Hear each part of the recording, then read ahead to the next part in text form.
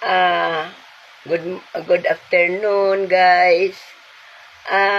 Ako, talagang naghihintay ako kung kailan mahulog sa akin yung mga bituin. Yung mga bituin niyan na hinihintay ko. Sana malaglag na yun sa akin kasi matagal ko na yan hinihintay. Matanda na ako para naghihintay pa rin ako hanggang ngayon. Sana po, Panginoon, maaawa na kayo.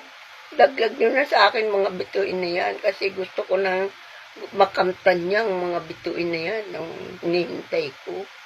Sana nga po, malaglag na yan sa akin kasi hinihintay ko na yan eh.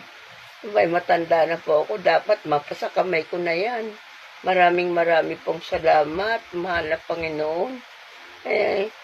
I-page mo na lang po, follow mo na lang ako sa page ko. Thank you po. Sana po, ibigay na sa akin ng Panginoon yung hinahabot kong bituin.